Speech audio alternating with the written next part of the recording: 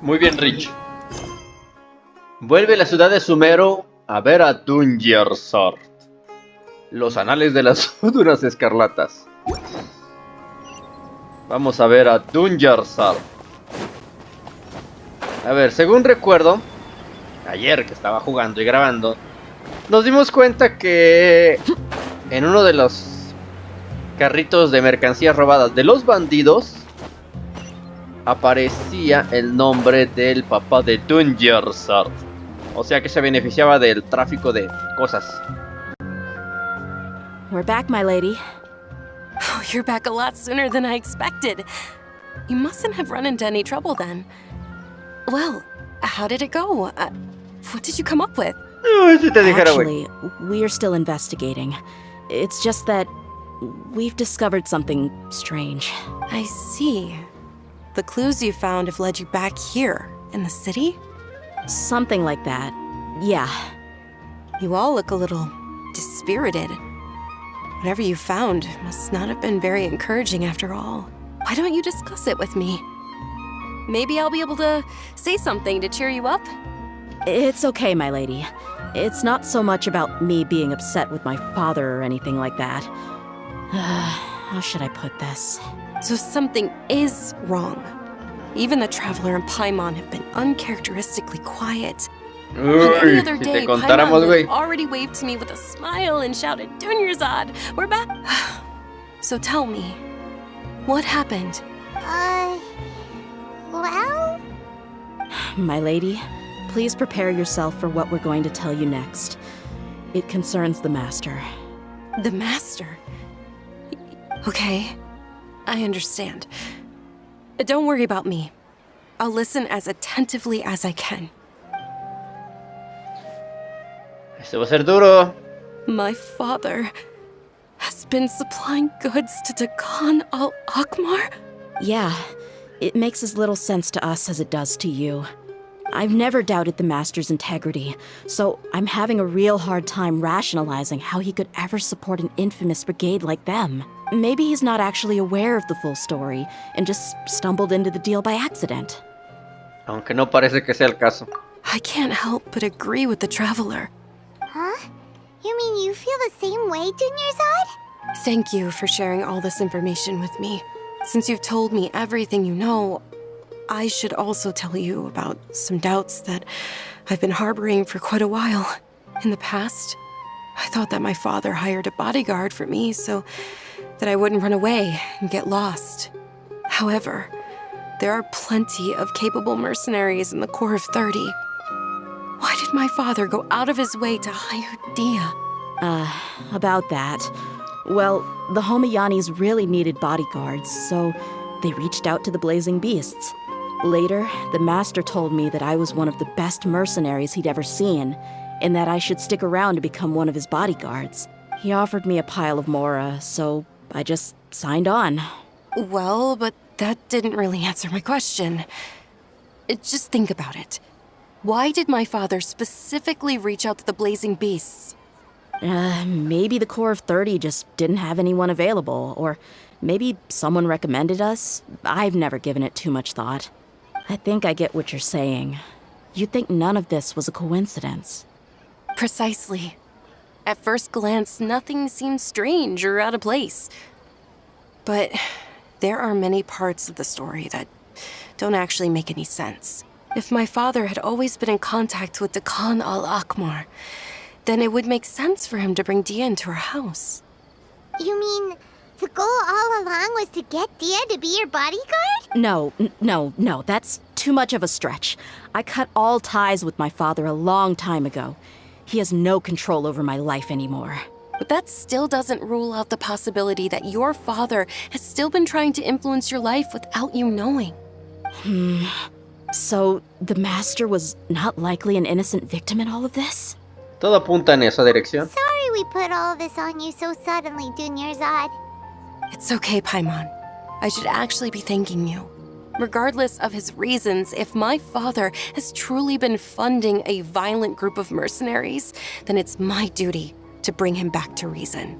But is that really the right thing to do? My father has committed many atrocities and deserves all the punishment that he has coming to him. I have zero sympathy for him. You may call me an ungrateful child, but my feelings will remain the same. However, the Homiyani family has treated me with nothing but generosity and kindness. If we decide to investigate this further, we could end up implicating the entire Homiyani family. I would be biting the hand that's fed me over all these years. Dehya. It's all right, Dehya. If anyone were to ask, you could always just say that I'm the one who instructed you to get to the bottom of this. You don't have to do that, my lady. I'm not conflicted because I'm afraid of taking responsibility. Besides, you're the one we should all be worried about right now. Hey, it's still too early to give up hope. What was the thing about friendship again? La amistad debe basarse en la confianza. Right, yeah, trust. You said that yourself, Dehya. Besides, there's no point on getting all riled up before we've confirmed all the facts. Thank you, everyone. That makes a lot of sense. In which case, my lady, could you ask the master to come out and have a chat with us? Sure thing. I also hope he'll be able to give us a logical explanation. Let's meet at the usual place then. Usual place? Ah, right. Ve al lugar de siempre. Y no sé cuál es, pero lo bueno es que tiene navegación. A ver, entonces. Esta Dehya le dijo a Dunyarzad acerca de lo que descubrió de su padre, financiando al grupo del papá de Dehya, que es medio violento. Y dice Dunyarzad que será una coincidencia que de entre todos los mercenarios la hayan escogido a ella, tal vez por la relación con su padre o algo por el estilo. No estoy muy seguro de cuál es el asunto ahí, pero pues ahorita parece que vamos a hablar con el compa este, el papá de Dunyarzad, para ver qué pedo, a ver qué nos dice. Y obviamente para que se complique la situación. Thank you for coming, Ah, sir. se hizo de día, güey. Please allow me to introduce these two. This is the traveler, and next to him is his travel companion, Paimon. Ah, yes, my daughter has mentioned them from time to time. It's a privilege to finally meet them in person. But we may skip all the pleasantries for now. What is the important matter you wish to discuss with me today? Well, we wanted to bring this transaction record to your attention. There's something on this record that we're all pretty curious about. So, that's what you found? Huh. Seems like I can't keep everything from you much longer. If you wouldn't mind, we'd like an explanation. Well, it's a long and difficult story. And to be perfectly honest, I'm not sure if I'm doing the right thing. What I do know, though, Dehya, is that the truth will bring you no solace. If anything, it will likely cause you a great amount of anguish. Wait, me? Yes, I understand perfectly why you came to see me. And I am touched by your collective commitment to do the right thing. But knowledge always comes at a price. And sometimes, as they say, ignorance is bliss. Your father, Kusaila, and I both believed that. Of course, you have the right to seek and learn the truth, but I must warn you. The facts of this matter may reduce everything you've built for yourself into sand, blowing in the wind. If you must proceed, then Kusaila's heartfelt efforts will also fade into the wind like a fleeting mirage. His heartfelt efforts? I'm sorry, sir, but I'm not sure I follow. I've made it this far in life without a single drop of my father's support. I have my own ideals and ways of looking at the world, as well as people and causes that I've chosen to cherish and fight for. None of these things have anything to do with him. I came here today to support you as the head of the Homiyani family. No warning will change my stance on that. I understand. Then let me tell you a little story. Our family once needed to take a trip to the desert when Dunyarzad was just a baby. Along the way, we were attacked by bandits. They had superior numbers and quickly overpowered our bodyguards. When all seemed lost, a group of passerby eremites lent us their support. Those eremites were Kusaila's brigade, Dakan Al-Ahmar. Kusaila's men told me that the attackers were eremite mercenaries, just like themselves. I was shocked. Why would Dakan Al-Ahmar go so far to save us and not spare the fellow eremites?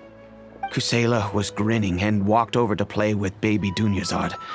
She was startled by his unfamiliar face and nearly started crying. Really? I never knew. He said that he had no particular reason to help us. He just took pity on us because he had a daughter about the same age. We started talking about our children, and I sensed that he was a devoted father. To repay his kindness, I hired his brigade to help out at our estate for a time and offered everyone generous remuneration. So, that's what happened. It was many years before I saw him again. I almost didn't recognize him the next time he came knocking on my door. The man I knew to be strong and healthy had been reduced to a shell of himself. He couldn't even walk anymore without his cane. So, what happened to him? He was perfectly fine when I left the brigade. I'm not too sure myself.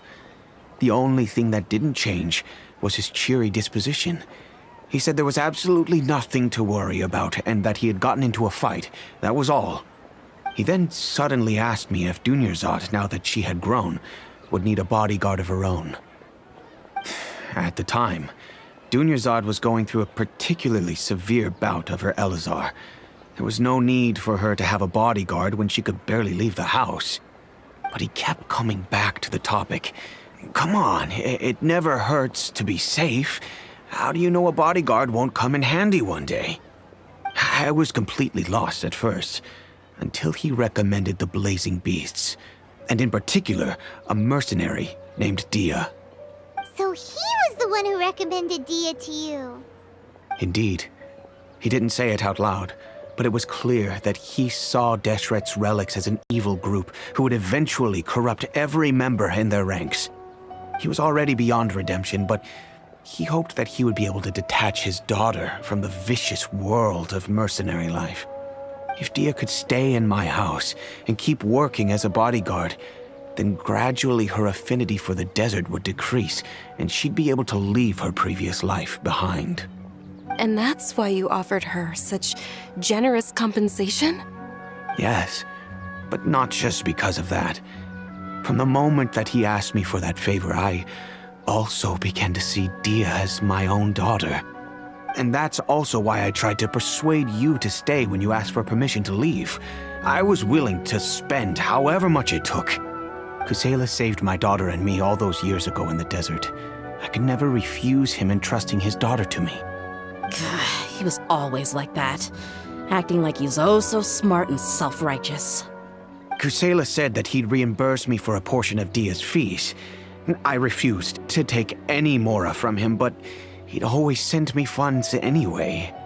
Eventually, I just accepted them as a token of his gratitude. And that went on for a while until I received another letter from him a few years ago. The letter contained a request to help him buy food, weapons, medicine, and even explosive materials. Wait! Isn't that around the time that Dakan Al-Ahmar started becoming more aggressive? That's right. When I started to hear some nasty rumors, I became wary. I wanted to meet him face to face to discuss things. But by then, he was no longer receptive to my requests to talk. If I had to guess, it's probably because he doesn't want to put Dehya at risk. Si ese fuera el caso, ¿no debería haberle pedido un paro? That thought occurred to me as well. I figured that he probably came to me for help because he had nobody else to turn to. After some deliberation, I decided to send him some food and medicine. I turned down all his requests for explosives and weaponry. I am aware that even such a reduced gesture of support could lead to others coming to harm, but I could not simply reject his plea for help. In the end, it probably was the wrong decision.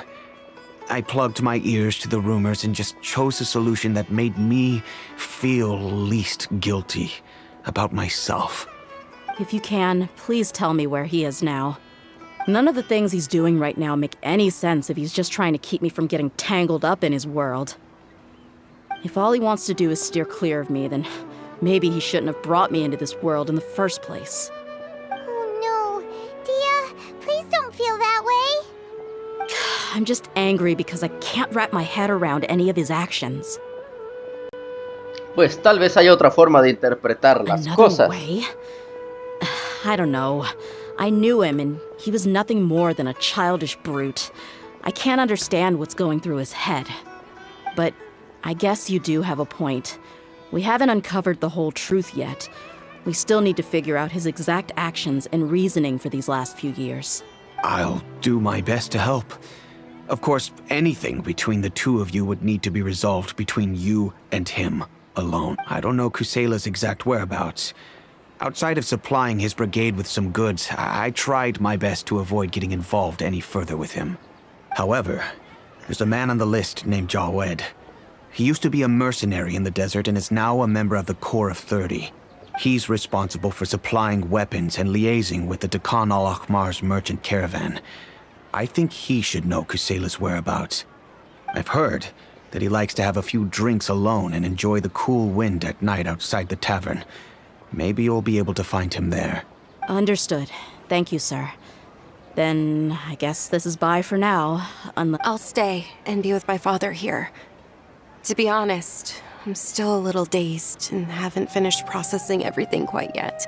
My father has indeed done something wrong, but if I think about it, I'm also not sure if there was a right way to handle this problem.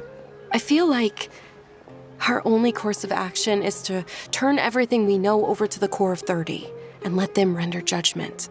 Yes. I am prepared to accept whatever verdict they choose. It's time to face my mistakes. Busca a Jawad de noche.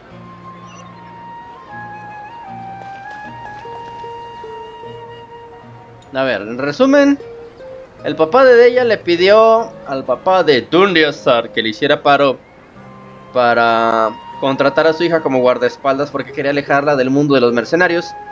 Y estos dos se conocieron cuando Dunyarzad era una bebé. Estos güeyes iban por el desierto, los atacaron otros bandidos y estos mercenarios se apedaron de ellos y los ayudaron. Y ahí la relación. Entonces ahora tenemos que buscar al padre de Dehya y solamente un güey sabe dónde está.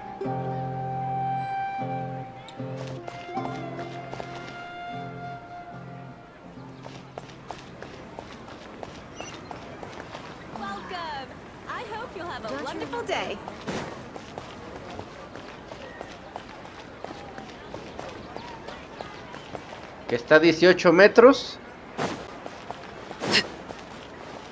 Y es un güey solo.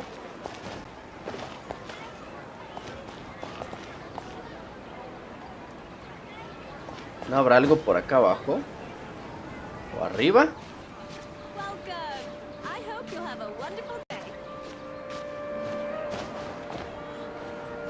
No, debe ser adentro.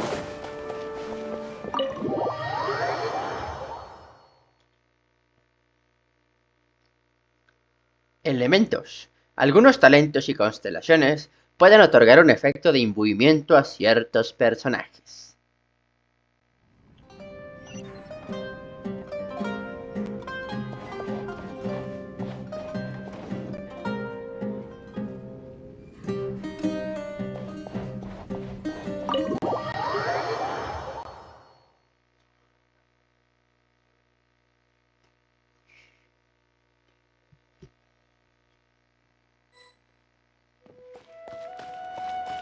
El objetivo está en esta área.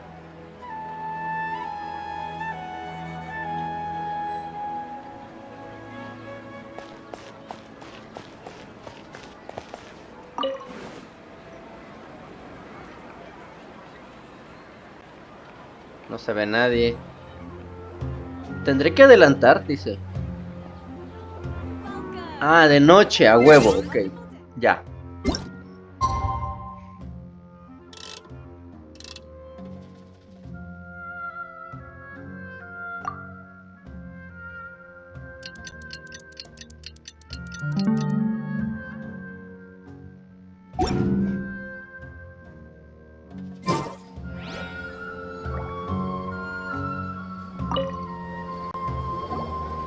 Huh? Who are you guys? I know what you've been up to. Smuggling weapons to violent brigades in the desert while working for the Corps? Pretty bold, if you ask me. Shh! Keep your voice down. How do you know all that? Come with me. We should take this elsewhere. I'll be happy to talk things over once we're somewhere private. Le sudó, güey. This place should do. Alright, back to my question. How did you all know about me? Don't worry about that for now. You know what kind of punishment you'll face once we report you to the Corps, I assume. Wait, there's no need to jump the gun. Let's talk this out. What are your terms? So what's in it for you anyway, Mora? Well, I was a little tight on money at the time, and Kusaila took good care of me in the past. I weighed it in my mind, and I couldn't find a reason to turn the opportunity down. I wouldn't only be helping my benefactor, but I could also make some quick Mora. Let me tell you how it is. We're investigating Dakan Al-Ahmar, and we're gonna put an end to their operations. If you provide some help for us, then we might just put in a good word later to reduce the terms of your punishment. Hey, why don't we discuss this a little first? Listen, I made quite a bit of Mora from my last run. You just give me a number. Shut it. My patience is running out. You should know when a mercenary is after something other than money. All right, sheesh. But you gotta promise you'll put in some nice words for me later. They're always on the move. Here's the spot they were at the last time I made my delivery to the desert. Feel free to go have a look. I'm just telling you though, it's not on me if they're not there anymore. Sure. And then you can forget about any nice words from us. Hey, come on. Now you're just being unreasonable. Really? And how do I know you're not leading us straight into a trap? Don't forget, you're the one with no bargaining chips. All right, I get it. Why don't you go take a look, and if they're not there anymore, I'll try to figure out something else for y'all. Now that's more like it. Let's move. And as for you, try to stick around the city until we get back. You don't want us to call the folks from the Corps and have them drag you back to the city. Bueno. Entonces, este güey resulta que sí estuvo ayudando y haciéndole paro a estos vatos. Y ahora nos dio una localización. Y tengo que ir a ver qué pedo. Que está a 3222 metros. Está lejos, güey. No mames. Pinche lejos. Ay, luego no tengo activada esta madre. Ok, entonces. El más cercano. Aquí, tampoco tengo activado este, güey. Ni este. ¡Ta madre! Bueno, ya, a lo que íbamos. Vamos aquí. Mora. Una especie de catalizador que sirve como medio para la transformación física. ¿Las moras? Ah, chinga.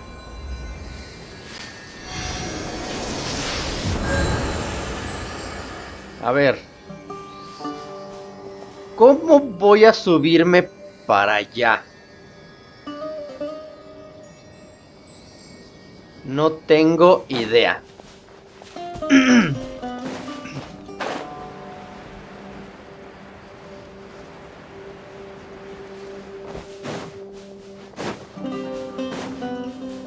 ¿Podrá ser por acá? ¿Por donde está el robotcito?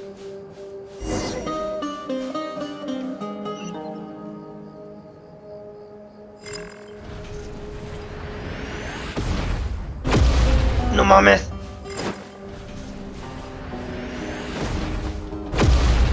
Eso no me lo esperaba, güey.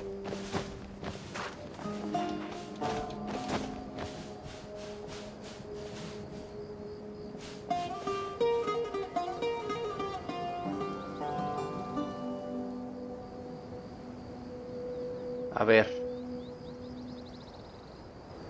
Por aquí, tal vez por acá.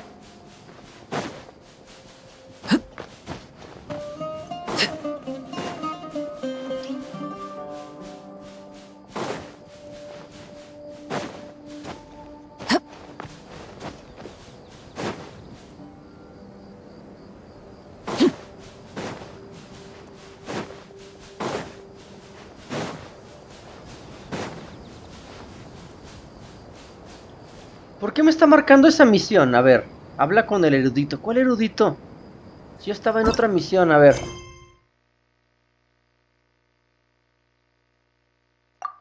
Yo estaba en otra misión.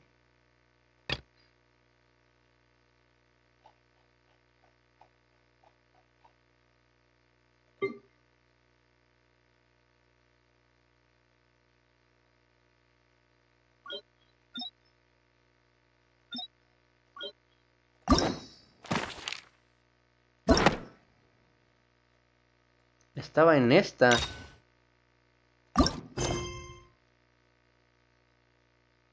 What could the children Okay, be ya. up to? Bueno, pues de una vez voy a activar esa madre. Let them do as they please.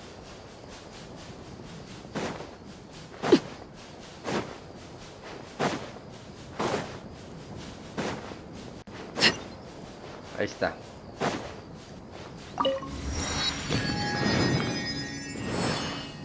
Ok.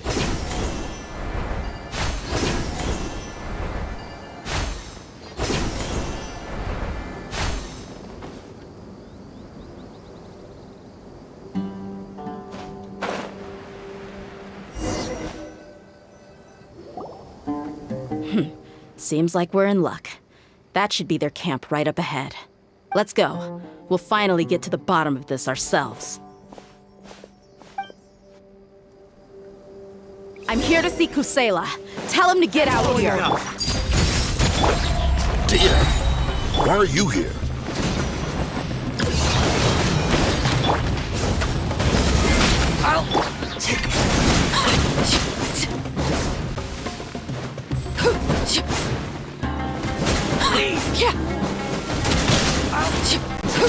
Haven't you all done enough?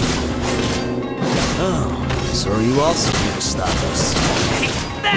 Stay out of this. It's got nothing to do with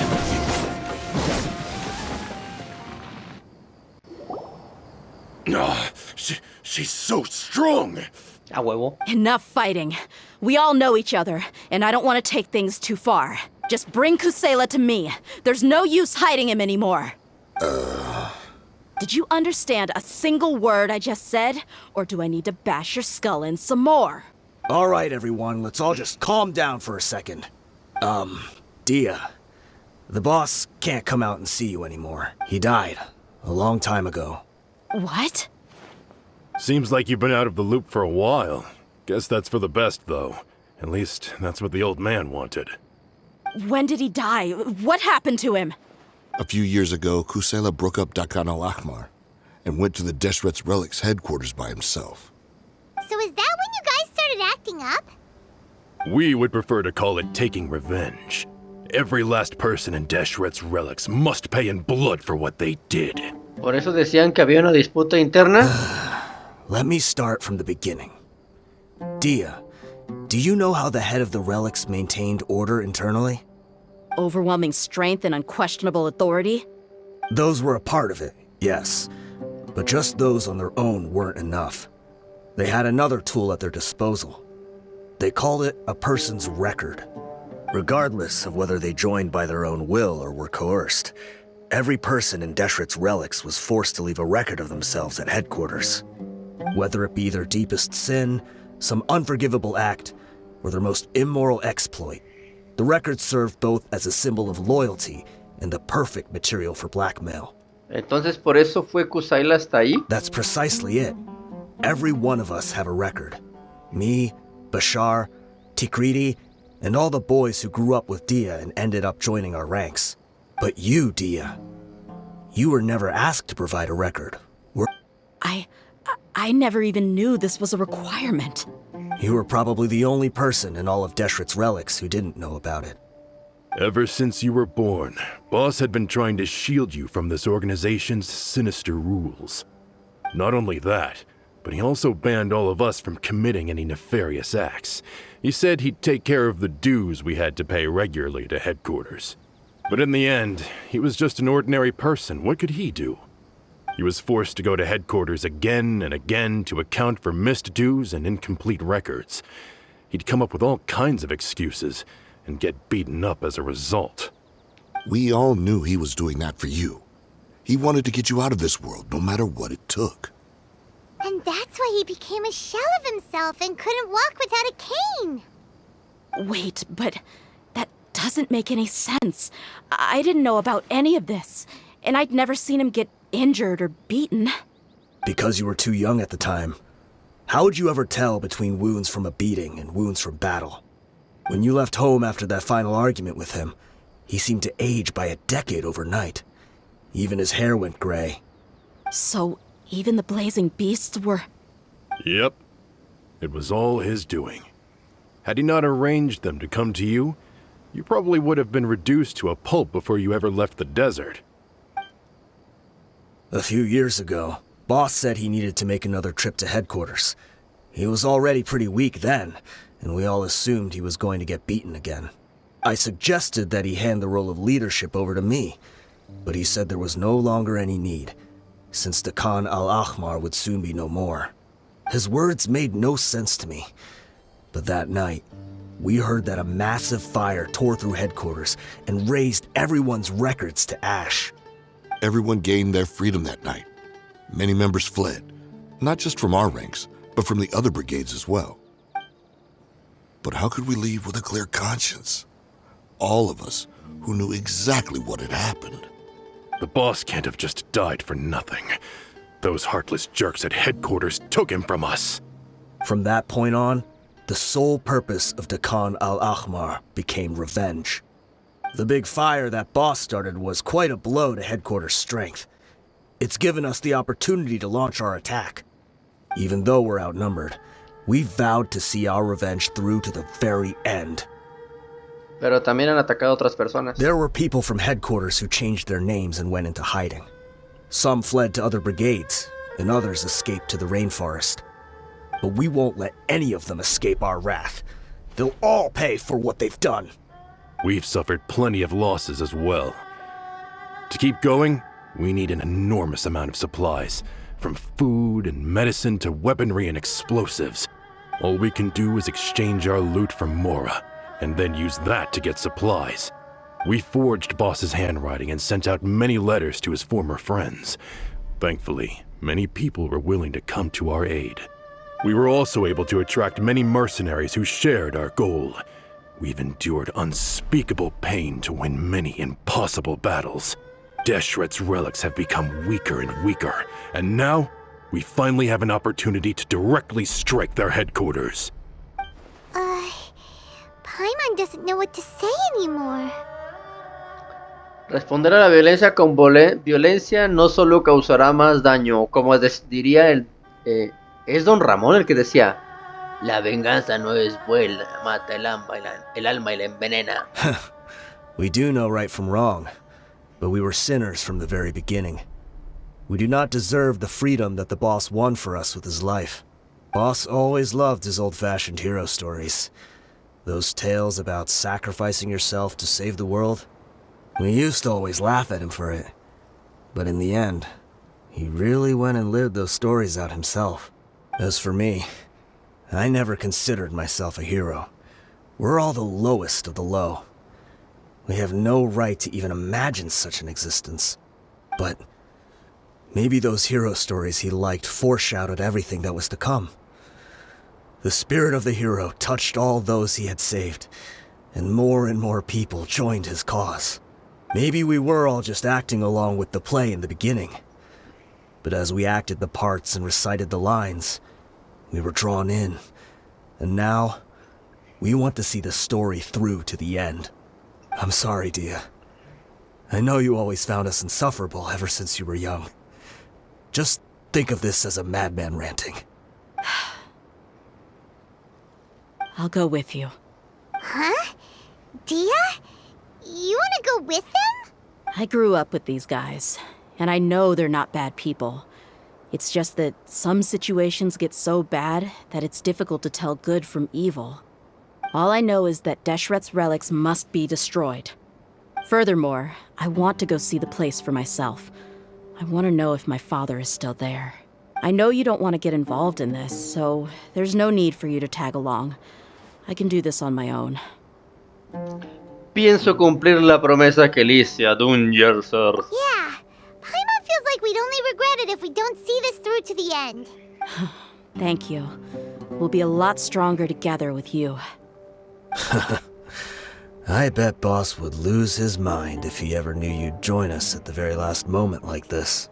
Considering all the losses and injuries we sustained, we can't afford to turn down someone as powerful as you. He can think whatever he wants.